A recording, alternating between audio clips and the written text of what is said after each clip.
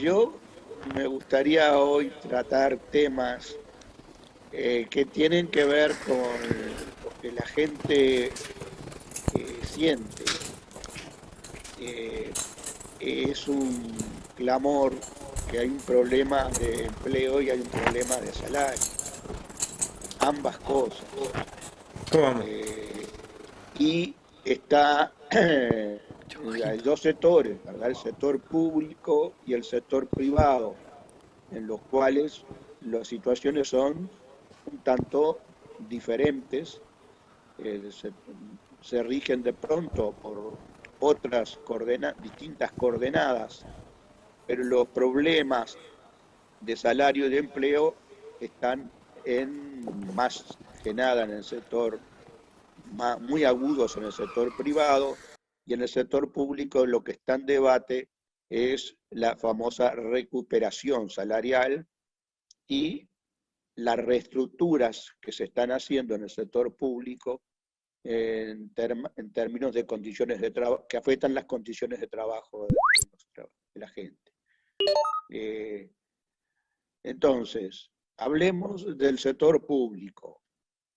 Se habla de que COFE tiene un acuerdo y yo me pongo en el pellejo de los trabajadores públicos y si se plantea una promesa y en la rendición de cuentas, que es el ámbito jurídico donde se tiene que plasmar dicha promesa, se compromete la palabra, bueno, entonces por allí uno tiene que pensar que COFE está haciendo las cosas bien.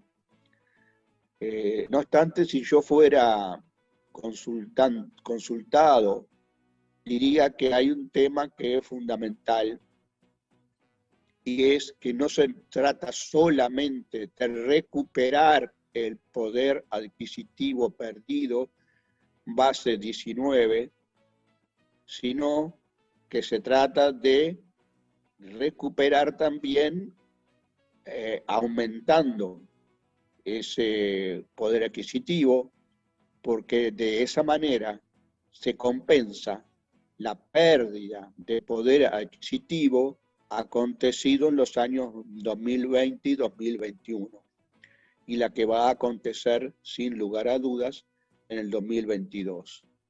Entonces, para que en el 2023 y 2024 no tan solo se recupere el poder adquisitivo vigente, si tomamos una fecha puntualmente hablando, del 1 de marzo del 2020, nosotros tendríamos que tener aumentos de salario fundamentalmente mayores.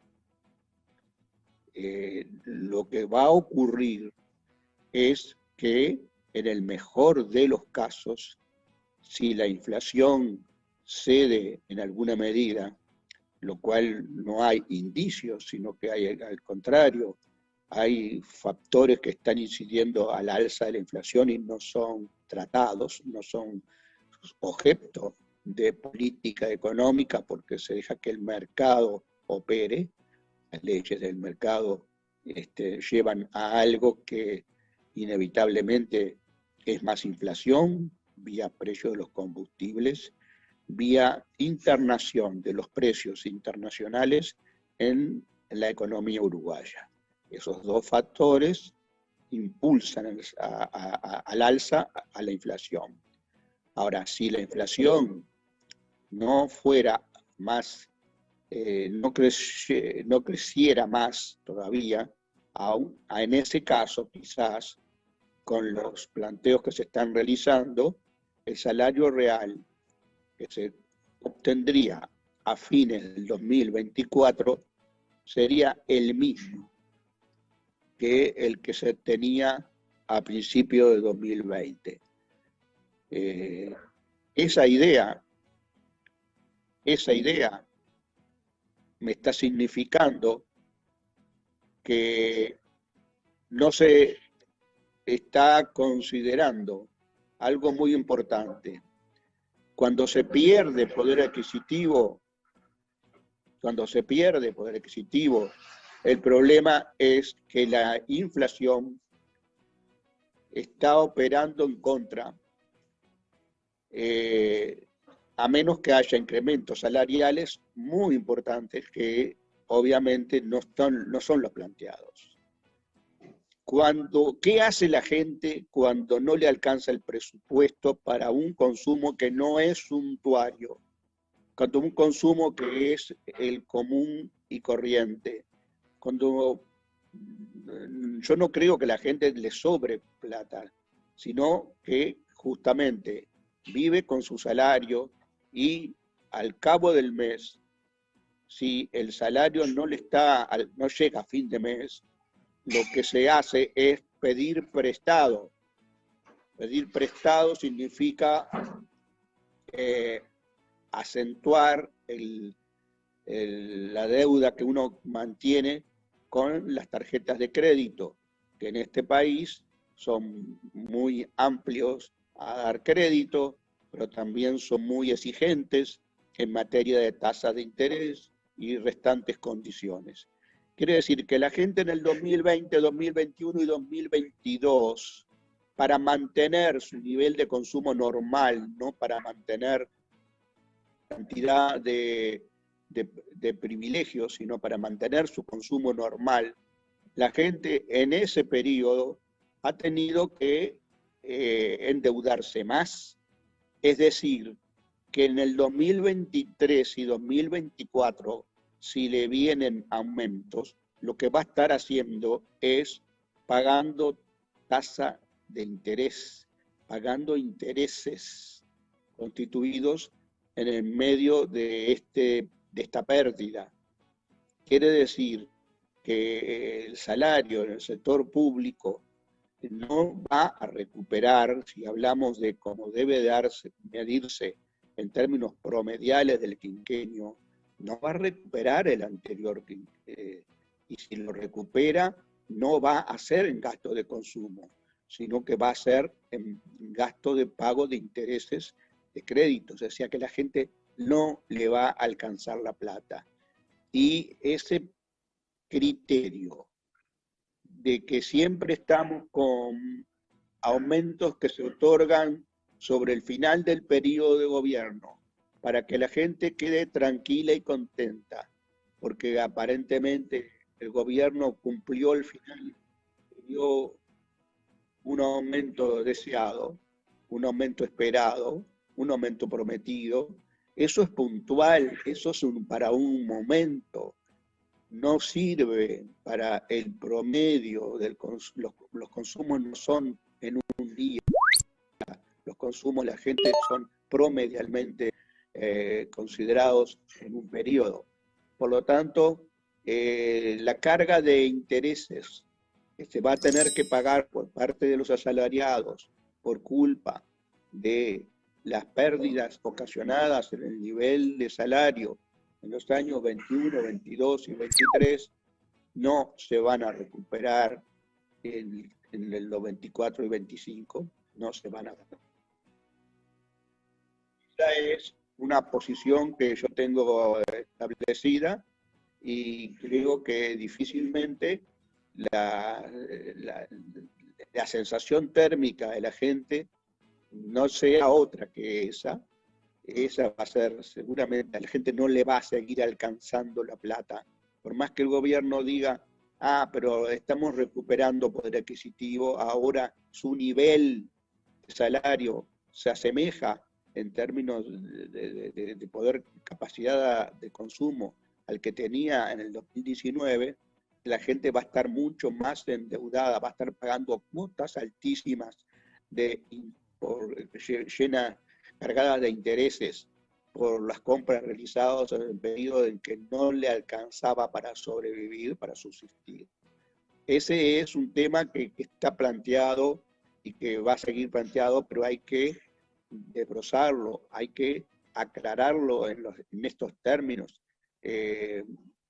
Luego hay otro punto que es que el sector privado ahora va a tener sus posibilidades de diálogo a través de los consejos de salario para recuperar, pero la situación del sector privado es bien disímil. Los sectores que más han prosperado, los sectores que más han tenido posibilidades son los que están duros.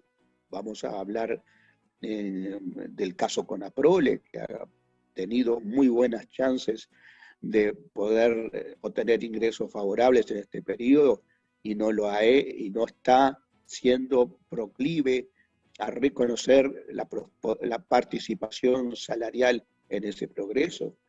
Los frigoríficos, las exportaciones en general de los famosos productos básicos alimenticios, que si no se queda, que queda claro que los exportadores, antes de venderlo a menor precio al mercado interno, los venden al mayor precio que se obtienen en el mercado internacional. Y al hacerlo, están como diciendo al consumidor interno, o me pagás lo mismo que me pagan los exportadores, o yo exporto todo esos bienes al exterior, porque acá hay libertad de mercado y es una de las reglas de la libertad de mercado. Eso es así y eso genera inflación y hay falta de reconocimiento entonces de que los aumentos salariales deben contemplar esa inflación. Esos señores de esos sectores privilegiados no tendrían ningún inconveniente en dar aumento de salario, seguirían teniendo grandes ganancias. No obstante, hay sectores que han padecido con la crisis, que han tenido dificultades, y esos sectores sí no tienen igualdad de condiciones. Esos sectores merecerían haber tenido un mayor apoyo estatal para poder así contemplar a los sectores que tienen, a los asalariados que tienen en su seno. Ahora hay a esos sectores empresariales que no han tenido posibilidades de recuperación, se les está diciendo devuélvanos los préstamos que les dimos, que eran pequeñas cosas, no movían la aguja, eran pequeñas cosas, y se le está planteando que lo devuelvan.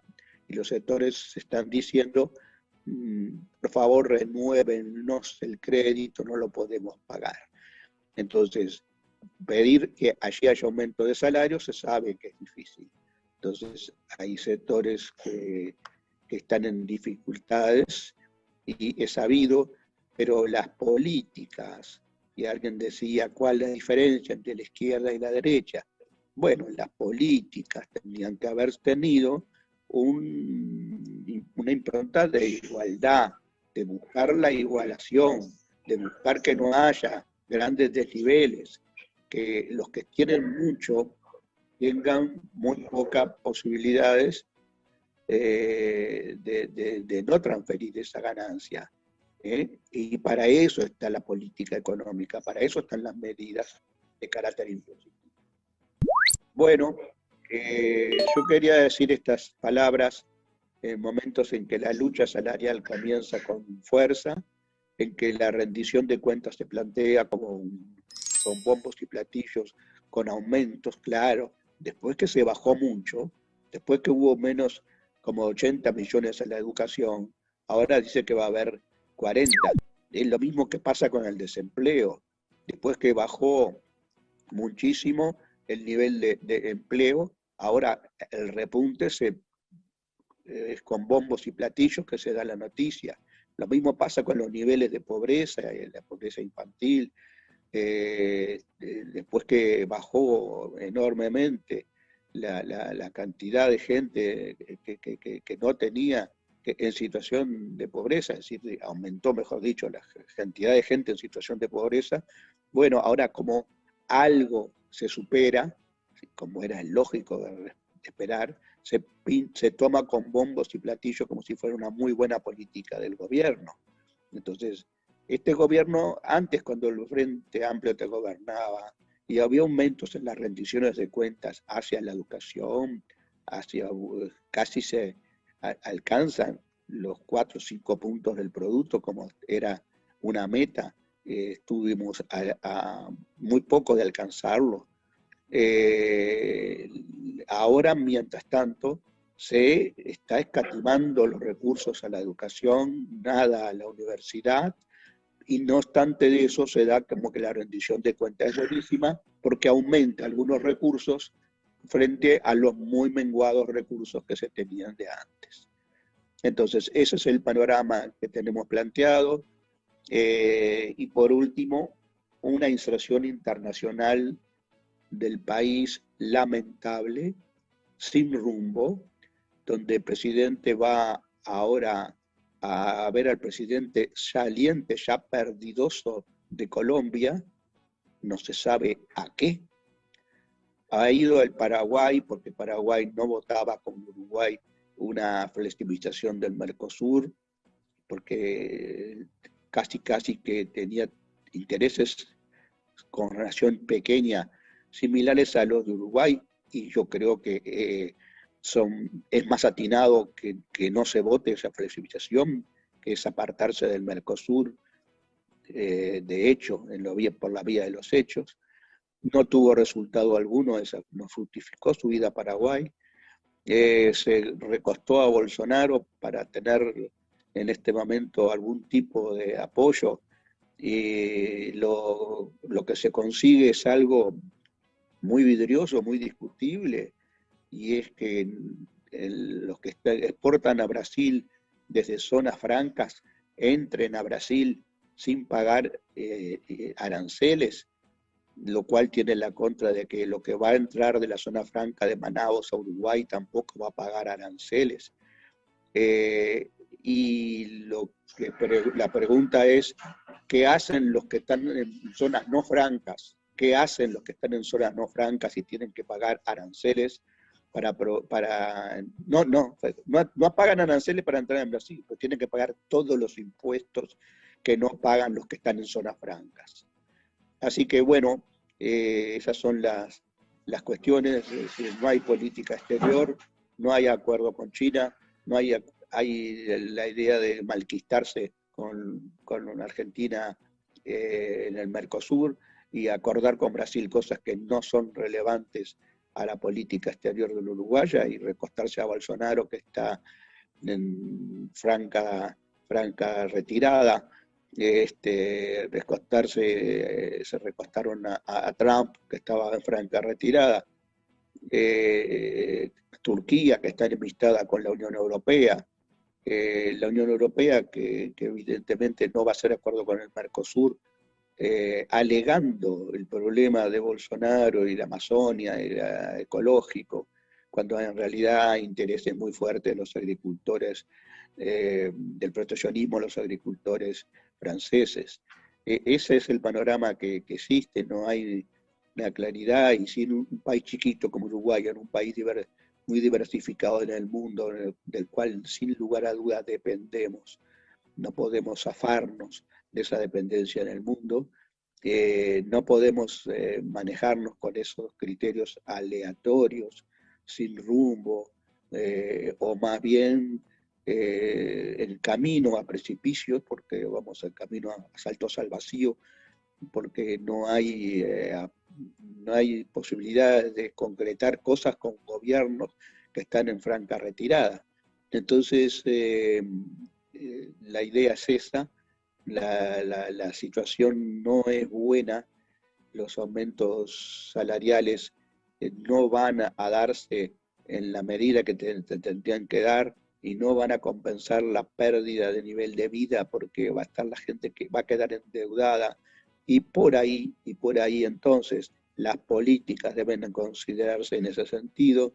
Hay mucha gente en el clearing, más del 40% parece ser de las cuentas están con problemas del clearing. Eso quiere decir, sin lugar a dudas, de que las tasas de interés que se cobran son altas y las exigencias son altas.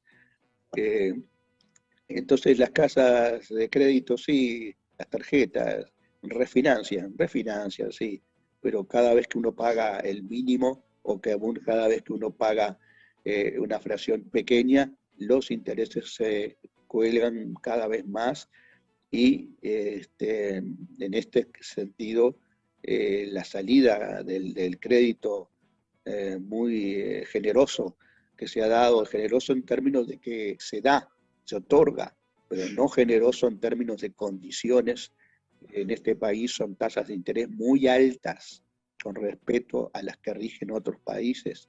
Hay un sistema financiero floreciente, que uno de los sectores que en la pandemia hizo más plata, y por ahí creo que las políticas económicas tienen que dirigirse. Yo he tratado siempre de tratar de aportar, y lo he hecho a la comunidad en general, dando mis ideas, pero también lo he hecho a la interna del partido político al cual pertenezco y que me enorgullezco mucho de haber participado en instancias claves, y del cual estoy en este momento también participando, pero obviamente sin la orgánica que tenía antes.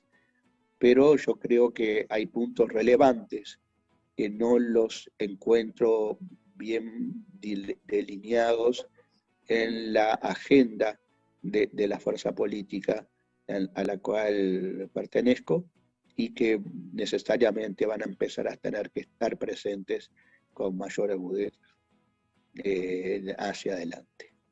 Bueno, mis amigos, eh, alguna opinión de ustedes me sería muy reconfortante. Adelante, Leonardo Fossati. No, me quedaba pensando en esto que traía Carlos, ¿no? De cómo por un lado, este, porque hoy estamos para analizar lo que se dice con lo que pasa, ¿no?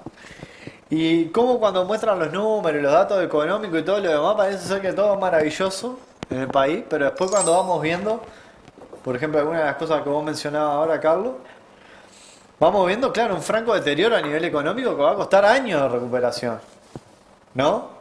Digo, si la caída del empleo es X, obviamente, y es 10 por decir a grosso modo, y hay una recuperación de 4, y obviamente sí, lo van a anunciar con bombos y platillos, pero claro, esa no es, más allá de que sea la realidad, ¿no? Va a aumentar 10 pesos la nafta, pero en realidad aumentamos uno. Bueno, podría haber sido más caro, ¿no? ¿Te acordás con el gas pasó lo mismo? Sí, exactamente.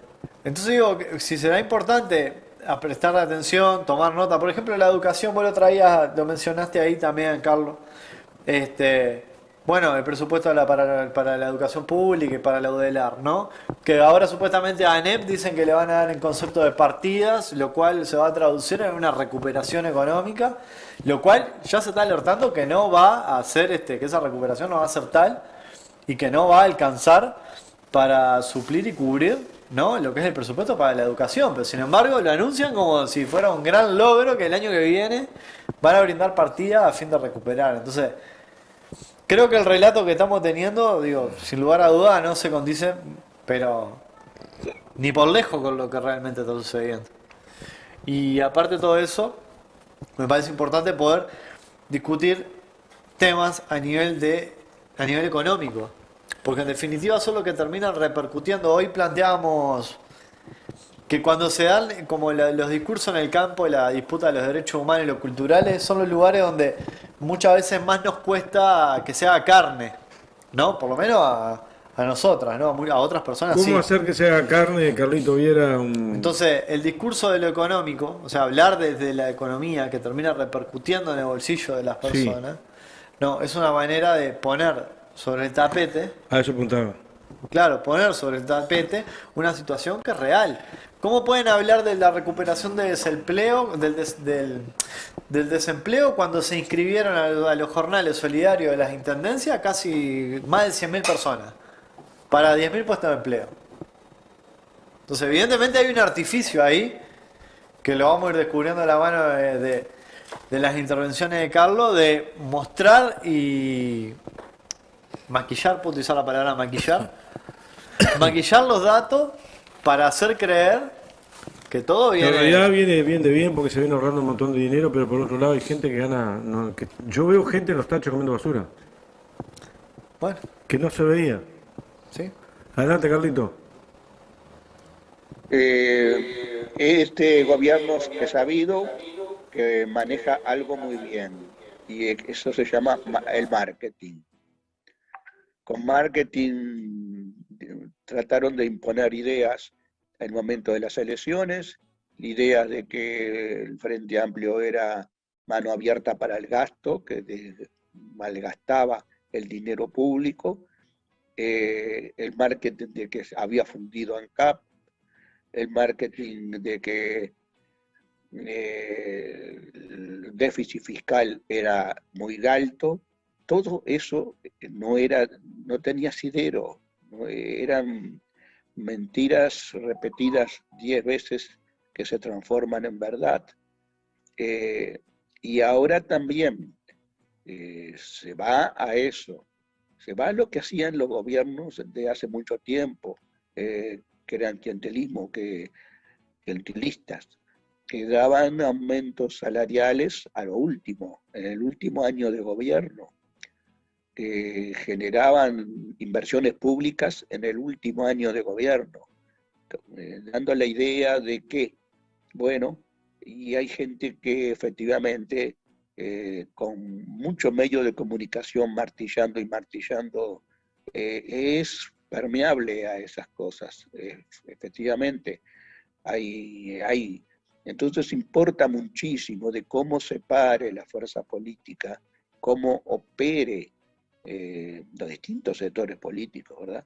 Cómo operen en estas circunstancias. Y de pronto si uno dice, hay que frenar el tema de las tasas de interés, hay que, por ejemplo, de una vez por todas, animarse y decir, bajemos la tasa de interés de los préstamos hipotecarios o cambiemos de la UI a la UR, los créditos hipotecarios de las personas, ese tipo de cosas deberíamos de acostumbrarnos a que no son tabú, de que podemos hacerlo, de que no es cuestión de que sectores que después se presentan a la población como benefactores y que no son de izquierda, puedan también sacar provecho. No hay ninguna ley económica, no hay nada que diga, no hay ningún mote populista que pueda decir, hacer que determinadas medidas no se pueden tomar. No hay nada de eso. Económicamente no hay nada, no hay base científica. Yo lo he dicho muchas veces en las argumentaciones de que, ¿qué quieren? Subir el salario, van a bajar el empleo. Entonces, cuando las cosas se dice que son como una ley, una rigurosidad científica, de que si pasa tal cosa sucede la otra, hay una consecuencia natural, lógica, resulta que la realidad, la demostración empírica de los hechos es lo que es la prueba del 9, es lo que demuestra una cosa y la otra. Y en los gobiernos del frente, señores, aumentó el salario mucho, enormemente, y aumentó el empleo enormemente. Entonces, no podemos caer en las mismas trampas.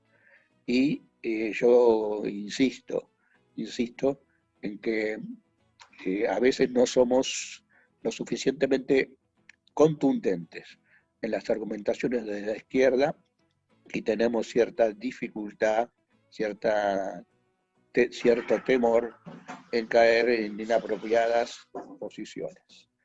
Pero bueno, acá estamos y creemos que la lucha recién comienza, que hay mucho para hacer, que hay un camino trazado del cual queremos no tener que desandar, sino que avanzar. Nos vamos, que vamos a abrir el teléfono a los televidentes. Muchas gracias a todos, hasta pronto. No, gracias a vos por estar, Carlito Viera, y no te olvides de seguir remarcando ese tema económico. Cuanto más gente lo pueda entender, más lo va a comprender y más claro va a estar para la pelea. Gracias. Hasta pronto.